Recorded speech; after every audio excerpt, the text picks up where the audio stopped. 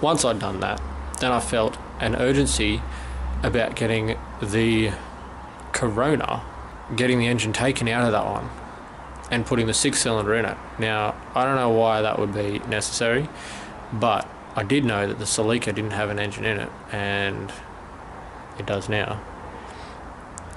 That just made sense, that if we're going to move, it'd be much easier to push a car at least than to have to push a car and lift an engine times 2. So I'm like, well, we'll just do that. So once I'd got the 6-cylinder into the Corona, I took the old engine. I had to change the sumps over, so whatever, which meant changing the pickups as well, just in case you care. The oil strainer, that is. So I put that in the Celica, and once I had bolted it up to the gearbox, which is necessary, otherwise the gearbox hangs down because it's only got a rear mount. Got 2 engine mounts, rear gearbox mount, and that's all it holds the engine and gearbox in. If you don't join them together, they don't support each other to stay in the car. I figured if you bolt it all in, I found there was only like 8 wires that needed to be attached to get the thing running. So I'm like, well, that would be so much easier to get it on a trailer to drive it on rather than push it. So I attached 6 wires, I replaced the fuse, and it ran. I was cheering.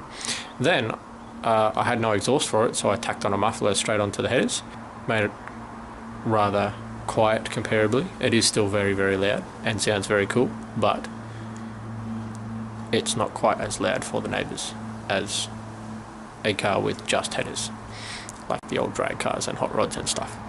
Sounds a bit nicer too. So that was done. Then I, first time for me, cut a tail shaft in half and shortened it so that I could stick it into the Corona with the longer gearbox that is attached to the 6-cylinder that I put in there, which actually went rather well, if I do say so myself. I'm not exactly a boilermaker, so I'm not too fussed on welding, but I would like to improve in that, and I think I will with time and with more projects coming my way. Oddly, I believe God's got a bit of car projecting coming my way, which is kind of cool. Meet my dog. That's Zorro. We bought him just after having my first daughter. That's not usually the way it goes, by the way. Normally it's dog first, then child, but we went the other way. Shorten the tail shaft, and it just lines up, no worries, perfect, spot on, it's great. Yeah, I didn't even have a docking saw to do it, so you would think you'd get a real crooked tail shaft if you had to use an angle grinder to cut it. I didn't. I was cheering. It's actually not that bad. So in all of this, I don't really understand what's going on, and we still have issues like a unresolved vehicle or transport lack, in that we don't have our own vehicle right now because our Liberty is unregistered, which is our family car. But God does have a plan. God has told me to do all of this engine changing and getting Celicas running and Coronas rollable and stager packed full of stuff, which I still haven't done yet, but I really should, and getting Mr. Corona Burgundy fella running and driving. I don't know why he's telling me to do these things, but he is, and so I'm listening and obeying, because that's his message to us a lot lately. It's just listen and obey, and then trust and rest in the promises that I've given you. He's promised us a new house that has everything we require, from retro Cristo to cars to family living to schooling for our kids to land for whatever purpose that is, and I'm really looking forward to it. Gotta say, I am looking forward to it a lot more than I expected. I thought I'd be really stressed about it and worried, but I'm actually not all that concerned. It obviously comes with stress in that time gets closer to the day that we have to be out of a house, and we don't have a lot to say that we've got anywhere to go, but God does keep reminding us day by day, just keep on trusting me, keep on trusting me, keep on trusting me. There's lots of things God's doing, but there's no point in giving up on God, because he never gave up on us. He continued to go the whole way through the crucifixion and raised to life again, so that he could defeat death for us, so that we don't have to go through the punishment that we deserve. I really thank God for that, and I thank God for how much he has been leading me in things that I actually really enjoy doing, like working on cars, just to be in his will. You know, to me has just been really crazy. One thing I have learned through the process of cutting up a car, swapping engines and getting cars running and all that kind of stuff is, if I were to remain being a mechanic, my hands would become far too sore to continue with Retro Cristo. My hands get very stiff and swollen, almost like they feel a bit swollen when I work on cars, which restricts movement in your hands for changing between chords and stuff. You want to change from an E to an A really quick, or from a power chord to a bar chord or something. Getting your fingers to move rather difficult when they're all puffy and stiff and sore. So I'm quite grateful to God that He's taken me from, even though it was a job I loved, to this band thing. He did promise me that I would sing of His love forever. That is what I believe He's called me to for the rest of my life. Now He showed me through this past 2 weeks, 3 weeks, that I am going to fulfill that call, and He's taken me out of my work, just as He did the disciples, to serve Him. So that's really cool. I do often struggle with, my history has always been, someone needs help, they ask you to help with their car or their truck or their job, or something breaks, can you come and help me fix it? So I struggle with, where's the line? Where do I stop working, even if it's not for an employer?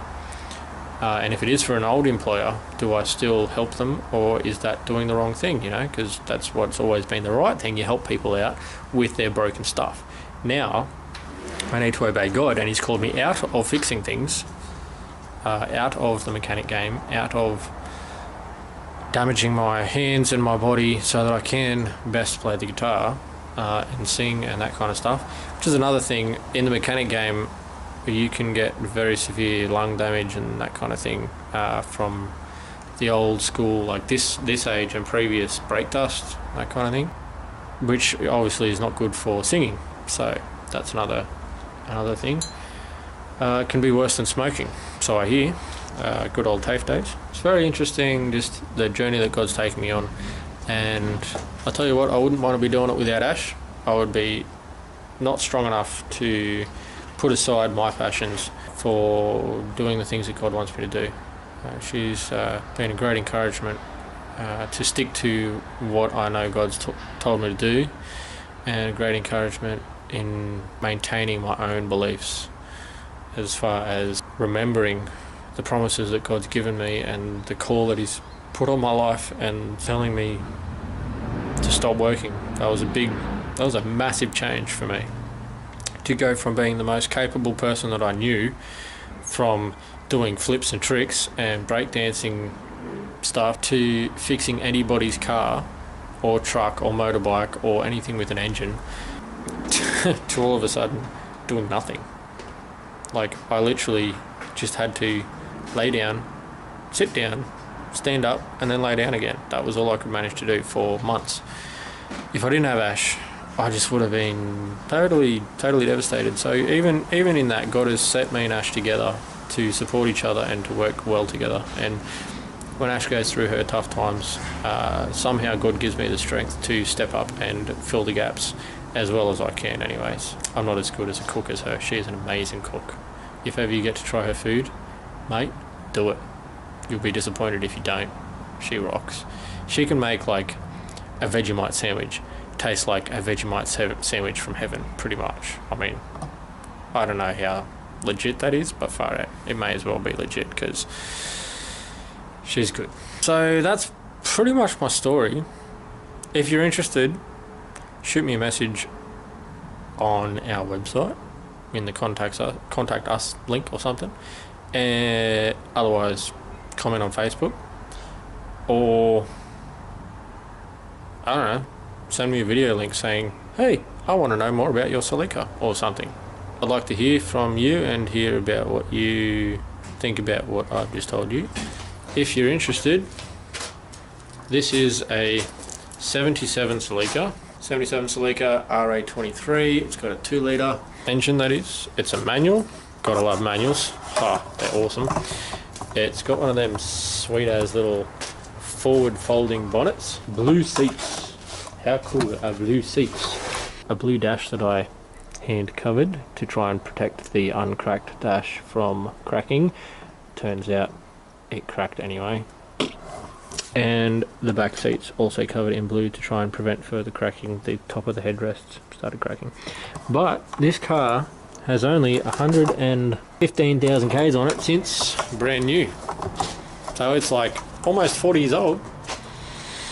Mate, that means one of my sisters is almost 40 years old too. She was born in 77. Young car. Cool car. Awesome fun to drive. Ever get the chance to drive a Celica like this? Do it. You won't regret it. God bless. Got any questions? Ask me. If you don't, cool.